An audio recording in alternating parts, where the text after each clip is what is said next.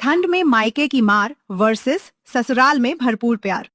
मिट्टी के पुराने से कमरे में आहना जमीन पर कड़कती ठंड में सो रही है।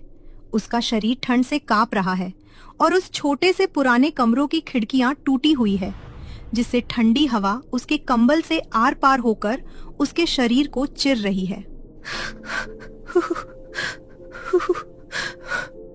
हे भगवान, कितनी तेज ठंड लग रही है इस ठंडे जमीन पर सोने से। ठंड से मुझे नींद भी नहीं आ रही है। एक काम करती, माँ से रजाई मांगती हूँ। अब आहाना अपने छोटे से कमरे से निकलकर अपने आलीशान घर के अंदर घुसती है। घर के अंदर चारों तरफ गर्माहट होती है। घर कितना गर्म हो रहा है, यहाँ कितनी राहत है। पर अफसोस, मेरी किस्मत में ये गर्माहट कहाँ। मेरी किस्मत में तो बस ठंड की मार लिखी है। अब आहना अपनी माँ के कमरे में आती है, जहाँ उसकी माँ मुलायम मखमली कंबल को ओढ़कर आराम से सो रही होती है। बगल में व्हील चेयर पर उसका पिता मोबाइल देख रहा होता है। आहना अपनी माँ को हिलाते हुए, माँ उठो ना, मुझे बहुत ठंड लग रही है। क्या कहा? तुझे ठंड लग रही है बेटी? रुक, मैं तुझे रजाई देता हूँ। अब व्हील चेयर से चलता हुआ नीलेश अलमारी के पास आता है और अलमारी खोलकर रजाई निकलता है कि तभी आहना की माँ उठकर अपने पति के हाथ से रजाई छीन लेती है। आपकी हिम्मत कैसे हुई इस 2 कौड़ी की लड़की को रजाई देने की? ये लड़की ठंड में बिना रजाई के रहेगी। भूलिए मत, आज आप अपाहिज इसी लड़की की वजह से है। इस मनहूस लड़की की मदद मत कीजिए आप। पागल मत बनो सुकन्या, वो एक्सीडेंट मेरी वजह से हुआ था, इसकी वजह से नहीं। तुम क्यों उस एक्सीडेंट के बाद से इसे मनहूस, कुलक्षणी और न जाने क्या क्या समझने लगी हो? पिताजी, रहने दीजिए। अगर माँ नहीं चाहती कि मैं ये रजाई लूं, तो मैं ये रजाई नहीं लूंगी। इतना कहकर कांपती हुई आहना दोबारा अपने टूटे फूटे कमरों में आ जाती है, जहाँ पर चारों तरफ से बर्फीली हवाएं उसके शरीर को चिर रही होती है। अब ठंड से कांपती हुई आहना जमीन पर ही सो जाती है, लेकिन सारी रात उसे ठीक से नींद नहीं आ पाती। और फिर सुबह 7 बजे जब उन टूटी खिड़कियों से धूप की किरणें आहना के बदन पर पड़ती हैं, तो आहना उस गर्माहट से गहरी नींद में चली जाती है, जिससे सुबह के 8 बजे जाते हैं। और ये देख आहना की माँ सुकन्या आग बबूला होकर आहना के कमरे में आती है। सुकन्या के हाथ में बाल्टी भर ठंडा पानी होता है और उस ठंडे पानी को सुकन्या अपनी बेटी आहना के ऊपर उझलने लगती है, जिससे आहना ठंड से ठिठुरते हुए उठकर बैठती है। रुक जाइए, भगवान के लिए ऐसा मत कीजिए। मेरा शरीर पहले ही ठंड से अकड़ चुका है। मेरे ऊपर ये ठंडा पानी मत डालिए माँ। सूरज सर पर चढ़ चुका है और तू अब तक घोड़े बेचकर सो रही है, और तू चाहती है कि मैं तुझे इसकी सजा भी ना दूं। अरे भूल मत कि इस घर की रसोई तू संभालती है और अब तक हमारे पेट में दाना पानी नहीं गया है। माँ, मैं अभी आप लोगों के लिए गरम गरम खाना बना देती हूँ। हाँ, खाना तो तू बनाएगी ही, लेकिन आज तू खाना रसोई में नहीं, घर के बाहर चूल्हे पर बनाएगी। ये तेरी लेट उठने की सजा है। माँ, घर के बाहर तो बर्फीली हवा चल रही है। मेरे सामने ये 2 कौड़ी की एक्टिंग करने की जरूरत नहीं है। सजा का मतलब ही होता है तकलीफ देना, और तुझ जैसी कुलक्षणी करमजाली इन्हीं तरह के अत्याचार को सहने के लिए बनी है। अब नम आंखों से आहना अपने गीले कपड़ों में ठंड से कांपती हुई घर के बाहर आती है और मिट्टी का चूल्हा जोड़कर सबके लिए खाना बनाने लगती है। लेकिन गीले कपड़ों में जब ठंडी हवाएं उसके बदन से टकरा रही थी, तो उसका शरीर बार बार ठंड से सुन पड़ जा रहा था। हे भगवान, मेरा शरीर तो ठंड से सुन पड़ चुका है, ऊपर से ये लकड़ियां भी नहीं जल रही है। आहना इतना कहती ही है कि तभी पीछे से अतुल और सीमा आते हैं। अरे, अब तक तुझसे खाना नहीं बना क्या? अच्छा सुन, मेरे लिए सिंपल रोटी मत बनियो, मुझे आलू के पराठे और गोभी के पराठे खाने हैं। और मुझे मेथी के पराठे और उसके साथ मिक्स वेज खाना है। अब आहना ठंड से कांपती हुई अपने छोटे भाई बहनों से कहती हैं, इतनी ठंड में तुम दोनों अलग अलग तरह के खानों की फरमाइश कर रहे हो। अरे, जो बन गया है वही खा लो ना। मुझे बहुत ठंड लग रही है यहाँ। तभी पीछे से सुकन्या आती है और चूल्हे से जलती हुई लकड़ी निकालकर आहना के हाथ पर रख देती। आहना ये दर्द सहन नहीं कर पाती है और वो चीखते हुए कहती है, माँ, माँ मेरा हाथ। माँ, आपने ऐसा क्यों किया माँ? मैंने ये इसलिए किया क्योंकि तू मेरे बच्चों को उनकी पसंद की चीज खाने से रोक रही है। गलती हो गई माँ, मुझसे बहुत बड़ी गलती हो गई। मैं अभी उनकी पसंद का खाना बना देती हूँ। देखा, हमसे पंगा लेने का नतीजा। अब हमारी बात चुपचाप मान लेना, वरना इससे भी बुरी हालत करेगी माँ तुम्हारी। अब अहाना ठंड में जले हाथों से अपनी बहन के लिए आलू के गोभी के पराठे, भाई के लिए मेथी का पराठा और कुछ सब्जियों को काटकर अहाना अतुल के लिए मिक्स वेज भी बनाती है और कुछ देर बाद सभी खाने को डाइनिंग टेबल पर रखती है। अब सबको खाना खिलाने के बाद अहाना कपड़े लेकर बाथरूम में नहाने जाती है। अहाना अब जैसे ही बाथरूम का दरवाजा बंद करने जाती है कि वहाँ उसकी माँ आ जाती है। अरे रुक, दरवाजा बाद में बंद करियो, पहले ये दिखा तूने बाथरूम में गीजर तो नहीं चलाया है ना? अरे गीजर तो ऑन है। तेरी हिम्मत कैसे हुई गीजर के पानी से नहाने की? रुक, तुझे तो मैं अभी बताती हूँ। अब सुकन्या रसोई में आकर भागोने में फ्रिज से बर्फ निकालकर भर लेती है और बाथरूम में आकर अहाना की बाल्टी में सारे बर्फ के टुकड़े गिरा देती है। चल अब नहा कर दिखा। बहुत शौक था ना गर्म पानी से नहाने का, अब इस बर्फ के पानी से नहा कर दिखा। नहीं माँ, नहीं, मैं इस बर्फ के पानी से नहीं नहा सकती। मेरी तबीयत ठीक नहीं है माँ, मुझे अंदर से बहुत तेज बुखार है। अहाना अपनी माँ बहुत रोकती है, लेकिन उसकी माँ जालिमों की तरह बाल्टी से बर्फ का ठंडा पानी लेकर अपनी बेटी के बदन पर डालने लगती हैं। अब आया मजा नहाकर। आइंदा इस बाथरूम का गीजर चलाया ना तो इससे भी बुरी सजा दूंगी। गलती हो गई माँ, अब मैं कभी ऐसा नहीं करूंगी। अब अगले दिन अहाना की तबीयत बहुत ज्यादा खराब हो जाती है और वो अपनी माँ से दवाई के लिए पैसे मांगती हैं। माँ, मुझे कुछ पैसे दे दीजिए, मुझे डॉक्टर से अपने लिए दवाई लेकर आनी है। अब अहाना जैसे ही पैसे मांगती है, उसकी माँ खींचकर उसके गाल पर एक तमाचा मारती है। अरे तू जैसी करमजली को मैं इलाज करवाने के लिए पैसे दूं? अरे तू जैसी करमजली कुलक्षणी तो मर ही जाए, बीमार होकर तो ज्यादा ठीक रहेगा। माँ, आप क्यों मुझे उन गलतियों की सजा देती है जो मैंने की ही नहीं है? तभी वहाँ पर अहाना के दोनों भाई बहन आते हैं और वह अहाना के शरीर से उसका शॉल खींच लेते हैं, जिससे बीमार अहाना ठंड से कांपने लगती है। ऐसा मत करो, मेरा शॉल मुझे लौटा दो, मेरी तबीयत ठीक नहीं है। अरे तो क्या हो गया, मर थोड़ी ना जाएगी। देखो कैसे कांप रही है ये, मजा आ रहा है देखकर। वैसे इसको तो इस घर में रोजाना ठंड की मार पड़ती है माँ से। अब कांपती हुई अहाना चुपचाप नम आंखों से वहां से चली जाती है।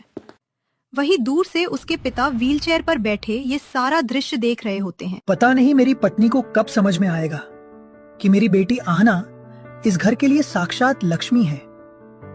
उसके पैदा होते ही इस घर में सुख समृद्धि आई है। अब अगले दिन शाम को अतुल काम से घर आता है और अपने ऑफिस का बैग गुस्से से फेंकने लगता है। क्या हुआ बेटा, क्यों इतना परेशान हो रहा है? सब ठीक तो है ना? अरे माँ, एक डील फाइनल होने वाली थी आज, लेकिन वो डील कैंसिल हो गई और हमारा नुकसान हो गया। हे भगवान, सच बता, तू सुबह किसकी शक्ल देखकर निकला था काम पर? सामने बैठी आहना अपने पिता के पैरों पर मालिश कर रही होती है। किसकी शक्ल देखूंगा माँ, इसी करमजाली मनहूस की शक्ल देखकर मैं गया था ऑफिस। ये सुनकर सुकन्या अपनी बेटी के पास जाती है और उसके बालों को घसीटते हुए अपने बेटे के पास लेकर आती है।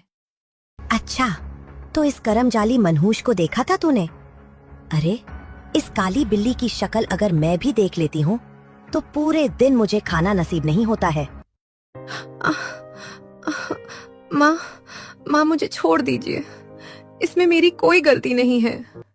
क्या कहा छोड़ दूं? हरगिज नहीं। अरे तुझे तो अब इसकी सजा मिलेगी, और सजा ये है कि तुझे छत पर बैठकर सारे गंदे कपड़े धोने हैं। अरे छोड़ दो मेरी बच्ची को, क्यों उसके साथ कसाईयों जैसे पेश आ रही हो तुम? अब बेचारा नीलेश अपने पैरों से अपंग होने के कारण अपनी बेटी की कोई मदद नहीं कर पाता और उसकी आंखों के सामने उसका खुद का बेटा उसकी बेटी को लात मारता है।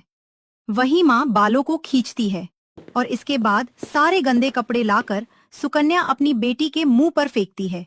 जिसे उठाकर आहाना छत पर आती है। छत पर शाम का कोहरा गिर रहा होता है। चारों तरह बर्फीली हवाएं चल रही होती है। आहाना कपड़े रगड़ रही होती है और उसकी आंखों से आंसू गिर रहे होते हैं। हे भगवान, आखिर तूने क्यों ये ठंड का मौसम बनाया? और अगर तुझे ये ठंड का मौसम बनना ही था तो मुझे कम से कम ऐसी माँ तो ना देता जो मुझे हर दिन ठंड की मार मरती है। अब अगले दिन सभी लोग ठंड की शॉपिंग करने बाहर जा रहे थे। मैं तो जैकेट और मफलर लूंगा मम्मी। और मैं तो full designer one piece woollen dress लूंगी। तभी पीछे से फटे पुराने शॉल को ओढ़े आहाना वहां आती है। आप लोग गर्म कपड़े खरीदने जा रहे हैं क्या?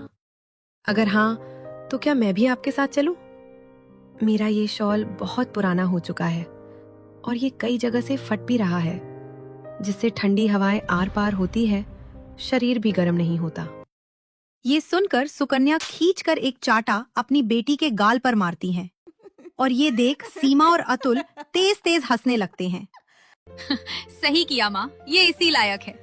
जब देखो तब हमारी कॉपी करती है। वही तो इस 2 कौड़ी की लड़की ने सोच भी कैसे लिया कि मैं इसको गर्म कपड़े दिलाऊंगी। अरे मैं तो तुझे पल पल ठंड की मार देना चाहती हूँ, ऐसी मार कि तू मर ही जाए और तेरी शादी का खर्चा बचे। अब अपनी खुद की माँ के मुंह से ऐसे शब्द सुनकर आहाना टूट सी जाती है और नम आंखों से चुपचाप वहां से चली जाती है। अब इसी तरह बढ़ते अत्याचारों को देखकर नीलेश अपने रिश्तेदारों को आहाना के लिए लड़का ढूंढने के लिए कहता है और कुछ ही हफ्तों में उसे एक अच्छे अमीर परिवार का लड़का आहाना के लिए मिल जाता है। अब नीलेश ये बात आहाना से कहता है, पिताजी, आखिर क्यों आप मेरी शादी करवाना चाहते हैं? मेरी शादी मत करवाइए, क्योंकि मैं परिवार से मिलने वाले अत्याचारों को सह सहकर थक चुकी हूँ और अब शादी करके मैं दोबारा उन दुखों को नहीं देखना चाहती। तो इतना मत घबरा बेटी, मैं तेरी शादी एक अच्छी जगह करवा रहा हूँ। रिश्तेदार भी जानते हैं कि तेरी माँ तुझे बहुत परेशान करती है, इस वजह से उन्होंने खुद जांच परख कर तेरे लिए एक अच्छे परिवार का रिश्ता मुझे बताया है। अब ये बात सुकन्या को भी पता चलती है और सुकन्या इस बात से बहुत खुश होती है। चलिए, जिंदगी में पहली बार आपने कुछ तो अच्छा किया। अब ये कुलक्षणी मेरे घर से चली जाएगी और मेरे घर में रौनक फिर से लौट आएगी। अरे पछताओगी सुकन्या, जब तुम्हें पता चलेगा कि यही लड़की इस घर की लक्ष्मी है। सुकन्या अपने पति की बातों पर नजरअंदाज कर देती है। वही आहाना अपने मन में परिवार का डर दहशत लेकर 3 से 4 हफ्ते बाद ये शादी करती है और शादी करके अपने ससुराल आती है। ससुराल में आहाना कलश गिराकर घर के अंदर प्रवेश करती है। तभी आहाना की सास देखती है कि उसकी बहू ठंड से कांप रही है। अरे बहू, तुम्हें तो बहुत तेज ठंड लग रही है। ईशा, कौशल, अपनी भाभी को अंदर लेकर आओ और हीटर ऑन करो। अब सभी लोग आहाना को सोफे पर बिठाते हैं और उसके सामने 2 से 3 हीटर जलाते हैं। भाभी, अच्छे से अपने शरीर को सेक लो, आप ठंड से कांप रही हो। हाँ बहू, आराम से हाथ पैर सेक लो, फिर आराम कर लेना। अरे, मेरे बदन पर हल्की कपकपाहट देखकर मेरी सास ने चारों तरफ हीटर जला दिया ताकि मुझे ठंड से राहत मिले। एक मेरी माँ थी जो हीटर के पास जाते ही मुझे कड़ी से कड़ी सजा देती थी। खैर, हो सकता है मेरी सास शुरू में अच्छी बन रही हो, बाद में ये भी मुझे ठंड की मार ही मारे। कहाँ खो गई बहू? राहत तो मिल रही है ना तुम्हें? अब पहले से रात मिल रही है माँ जी, और शरीर में भी गर्माहट महसूस हो रही है। बहू, एक काम करो, अब तुम अपने कमरे में आराम कर लो। अब आहाना अपने पति के साथ अपने कमरे में आती है। आहाना का कमरा काफी खूबसूरत होता है। उसके कमरे में एक लग्जरी बेड होता है जिसके ऊपर मखमली गधे लगे होते हैं। साथ ही मुलायम रजाइयां भी रखी हुई होती है। आहाना, तुम ये रजाई ओढ़कर आराम से सो जाओ। आहाना बिस्तर के पास आती है और मुलायम गद्दे और रजाई को छूकर कहती हैं, मैं इस मुलायम गद्दे पर ये मखमली रजाई ओढ़कर सोऊंगी आदित्य जी। हाँ बिल्कुल, क्यों, क्या हुआ, कोई दिक्कत है क्या? अब मैं अपने पति को कैसे बताऊं कि मैं मायके में ठंड में जमीन पर सोती थी और मेरे पास ओढ़ने के लिए भी कुछ नहीं होता था। जी कुछ नहीं, ये बिस्तर काफी अच्छा है। आहाना इतना कहती है कि तभी कमरे में आहाना की सास अपने हाथ में हीटर लेकर आती है। अरे माँ, आप इस वक्त हमारे कमरे में, अरे थोड़ी तो प्राइवेसी रहने दो। हमारे बीच चुप कर नालायक, मैं हीटर लेकर आई हूँ। आज ठंड बहुत ज्यादा पड़ रही है। ले, इसे अपने कमरे में जला ले, वरना बहू की तबीयत खराब हो जाएगी। ये देखकर अहाना की आंखों में आंसू आ जाते हैं, क्योंकि ऐसा प्यार उसे कभी उसके मायके में नहीं मिला था। अब अहाना का पति हीटर ऑन करता है और अहाना एक मुलायम गद्दे पर मखमली रजाई ओढ़कर पहली बार ठंड में सुकून की नींद लेती है। अब पहली बार ऐसे मखमली मुलायम गर्म गद्दे पर सोने से अहाना सुबह के 11 बजे तक आराम से सो रही होती है। तभी कमरे में अहाना की सास उसके लिए उसका ब्रेकफास्ट लेकर आती हैं। अब ब्रेकफास्ट टेबल पर रखकर अंजू अपनी बहू को उठाती है। बहू, बहू, उठ जाओ, देखो सुबह हो गई है। सास की आवाज सुनकर अहाना घबराकर उठती है और घड़ी की ओर देखती है, जिसमें 11 बज रहे होते हैं। अरे 11 बज गए, मुझे माफ कर दीजिए। अब तक तो मुझे उठ जाना चाहिए था, लेकिन मैं इस रजाई में घुसी हुई हूँ। मैंने गलती की है, मैं लेट उठी हूँ। माँ जी, आप मुझे जो सजा देना चाहती है दे दीजिए। अब अपनी बहू को परेशान होता देख अंजू उसे अपने सीने से लगाती है। अरे बहू, तुम इतना क्यों परेशान हो रही हो? मैं तुम्हें यहाँ कोई सजा देने थोड़ी ना आई हूँ। ठंड का मौसम है और ठंड में सब आराम से ही उठते हैं।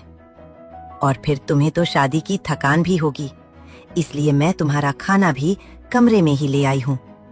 तुम नहाकर इसे खा लो। अरे मेरी सास ने मुझे सजा देने से मना कर दिया, और वो मुझे इतना लेट उठने पर भी सीने से लग रही है। मेरी माँ तो मेरे लेट उठने पर मुझे ठंड से रूबरू करवा देती थी, और ठंड की ऐसी मार मरती थी कि मैं 3 दिन तक बीमार रहती थी। ठीक है माँ जी, मैं नहाकर ये नाश्ता कर लूंगी। अब अहाना वॉशरूम में कपड़े लेकर नहाने आती है। तभी पीछे से सास कहती है, बहू, गीजर ऑन कर लेना। ठंडे पानी से बिल्कुल मत नहाना, वरना तुम्हारे शरीर में ठंड से दर्द होगा। अब पहली बार अहाना गीजर ऑन करके गर्म पानी से नहाती है और उसे बहुत सुकून मिलता है। अब नहाने के बाद अहाना बेड पर ही अपना खाना खाती है और उसके बाद छूटे बर्तनों को लेकर रसोई में धोने जाती है कि तभी उसकी सास उसके हाथ से प्लेट खींचकर, अरे बहू, तुम्हें किसने कहा ये प्लेट धोने के लिए देख रही हो? कितनी ठंड पड़ रही है। ठंड में तुम पानी वाला कोई काम मत करो, नहीं तो तुम बीमार पड़ जाओगी। तभी दरवाजे पर खड़ी अहाना की ननंद ईशा कहती है, अरे भाभी, आपको ठंड में इस घर में कोई काम करने की जरूरत नहीं है। आप बस अपनी सास का भरपूर प्यार का आनंद लीजिए, क्योंकि माँ ठंड में हमसे भी कोई काम नहीं करवाती है, तो अपनी बहू से क्या करवाएंगी? और क्या, मेरी बहू भी तो मेरी बेटी के समान है। कहीं वो बीमार पड़ गई तो? जा बहू, तू आराम कर। मेरी सास मुझे कितना प्यार करती है। ऐसा भरपूर प्यार तो मुझे कभी अपने मायके में भी नहीं मिला। अब अगले दिन अहाना अपने गंदे कपड़ों को हाथ से धो रही होती हैं। तभी बाथरूम के पास अंजू आती हैं। अरे बहू, घर में वॉशिंग मशीन है, उसके बाद भी तुम ये कपड़े हाथ से क्यों धो रही हो? और तुम कपड़े धो ही क्यों रही हो? मैं हूं ना ये सब करने के लिए। मैंने तुम्हें कहा था ना कि तुम पानी वाला काम नहीं करोगी। अब अंजू अपनी बहू को उठाती है और सारे कपड़े बाल्टी में भरकर वॉशिंग मशीन के पास ले आती है और वॉशिंग मशीन में सारे कपड़े धोकर बालकनी में सुखाती हैं। ये सब कुछ देखकर अहाना, बाप रे, मेरी सास तो मुझे ठंड में एक दिन का भी इधर से उधर नहीं करने दे रही है। एक मेरी माँ थी जो सारे गंदे कपड़े मुझे ठंड में छत पर धोने को कहती थी। माँ का ना सही, सास का भरपूर प्यार पाकर मुझे बहुत खुशी हो रही। कहाँ खो गई बहू? चलो, कपड़े सूख गए, अब हॉल में बैठकर गरम गरम चाय पीते हैं। रुको, मैं बना कर लाती हूँ। नहीं माँ जी, आप सब कुछ करती जा रही हो, मुझे कुछ नहीं करने दे रही हो। लेकिन अब चाय तो मैं ही बनाऊंगी। अरे भाभी, हर बहू चाहती है कि ससुराल में उसे कोई काम ना करना पड़े, और एक आप है जो कहती है मुझे काम करना है। हाँ, पर फिर भी आप लोग मुझे कुछ नहीं करने देते हैं। अब आप लोग बैठिए हैं, मैं चाय लेकर आती हूँ। अब आना रसोई में आकर सबके लिए चाय बनाकर सबको चाय पिलाती है। इसी तरह 2 से 3 हफ्ते गुजरते हैं, जिस बीच अहाना के ससुर और उसके पति देवर की लाखों की डील कंपनी में पास हो जाती है। वो खुश होकर घर में मिठाइयाँ लेकर आते हैं। बहू, तुम बहू नहीं, साक्षात लक्ष्मी हो। लक्ष्मी। हाँ हाना, तुम सच में बहुत लकी हो। कल से मैं तुम्हारे पैर छूकर ऑफिस जाऊंगा। तुम्हें पता है, हमारे लाखों की डील जो कब से अटकी थी वो पास हो गई है और हमारा लाखों का मुनाफा हुआ है। माँ ये लो, मिठाई खाओ। मुझे तो पहले से ही पता था कि हमारी भाभी हमारे लिए ब्लेसिंग लेकर आई है और वो बहुत लकी है। क्या सच में मैं लक्ष्मी हूँ इनके लिए? पर मेरी माँ तो मुझे हमेशा करमजली और कुलक्षणी कहती थी। अरे भाभी, कहाँ को गई? मिठाई खाई है ना? हाँ हाँ, खा तो रही हूँ। मुझे सुनकर बहुत खुशी हुई कि हम लोगों की इतनी बड़ी तरक्की हुई है। अब इस खुशी में अहाना के परिवार वाले अहाना को सर्दियों की शॉपिंग कराने ले जाते हैं, लेकिन अहाना मॉल में काफी डरी होती है। अरे भाभी, क्या हुआ? आप घबराई हुई सी लग रही है। क्यों मेरी बहू, क्यों घबराएगी? अभी उसकी सास जिंदा है, अभी उसके घबराने के दिन नहीं है। बता बहू, तुझे क्या क्या चाहिए? तू कहे तो पूरी दुकान खरीद लूं तेरे लिए। अरे नहीं नहीं माँ जी, बस थोड़े बहुत कपड़े ही बहुत है। अब तरह तरह के कपड़े लाकर अहाना की सास उसके हाथ में देती है। मेरी सास मुझसे कितना प्यार करती है। इस प्यार के लिए मैं तरसती थी अपने मायके में। और ये गरम कपड़े, ऐसे गरम कपड़े तो मैंने जब भी अपनी माँ से मांगे हैं, उन्होंने सिर्फ और सिर्फ मुझे सजा ही दिया है।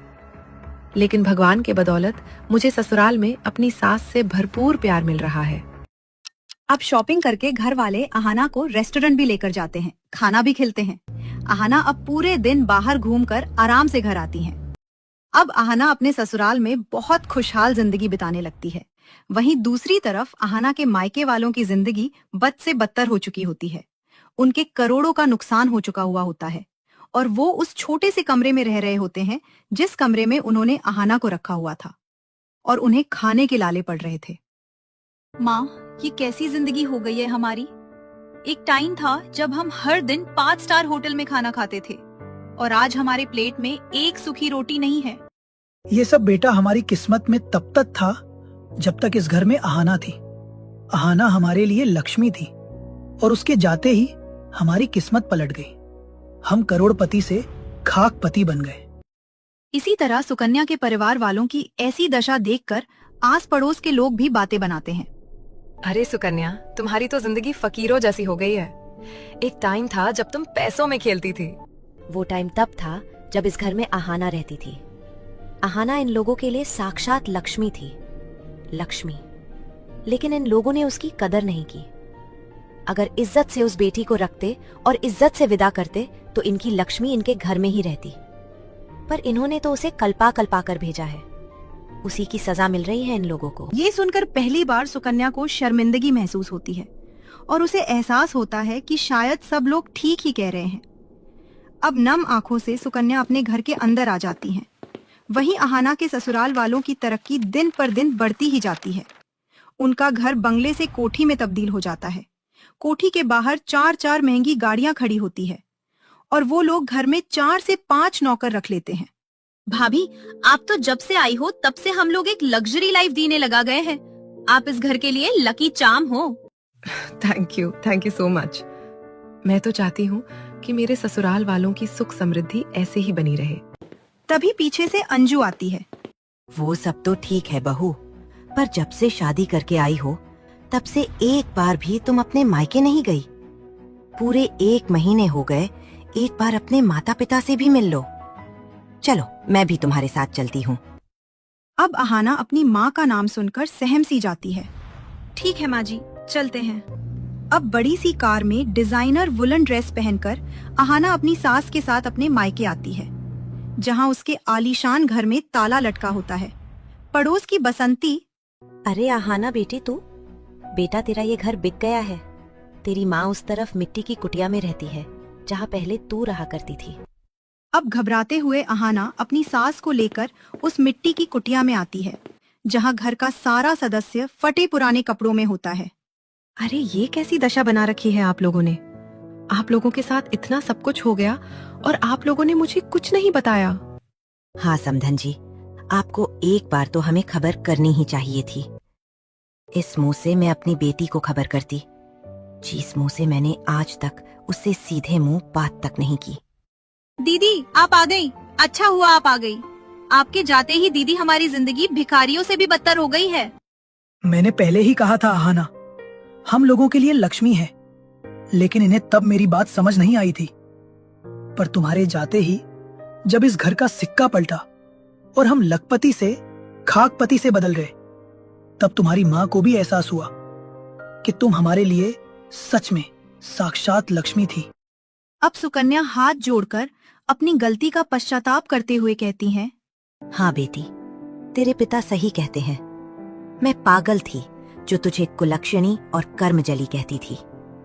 तू कोई कुलक्षणी नहीं, बल्कि इस घर की साक्षात लक्ष्मी थी। और मैंने अपनी लक्ष्मी बेटी के साथ बहुत बदसलूकी, जिसकी सजा मुझे अब मिल रही है। काश मैंने तुझे प्यार से रखा होता तो आज मैं ये दिन ना देखती। एक टाइम था जब इस कमरे में मैं तुझे रखती थी। माँ चुप हो जाइए, मैं हूं ना, सब ठीक हो जाएगा। हाँ, आपकी बेटी ठीक कह रही है, और आपकी बेटी सच में साक्षात लक्ष्मी है। ये जब से मेरे घर में आई है, तब से मेरे घर की बरकत 2 गुना ज्यादा बढ़ गई है। पर अब आप भी परेशान मत होइए, हमारा बहुत बड़ा बिजनेस है, उसमें से एक बिजनेस आप लोग संभाल लीजिए। उससे आपकी आर्थिक स्थिति ठीक हो जाएगी। हाँ माँ, मेरी सास बिल्कुल ठीक कह रही है। है भगवान, जिस बेटी को मैं सारी जिंदगी को कुलक्षणी कहती रही, उसके साथ बदसलूकी करती रही, आज उसी बेटी की वजह से मेरे बेरोजगार बेटों को फिर से काम मिल रहा है। मुझे माफ कर दे बेटी।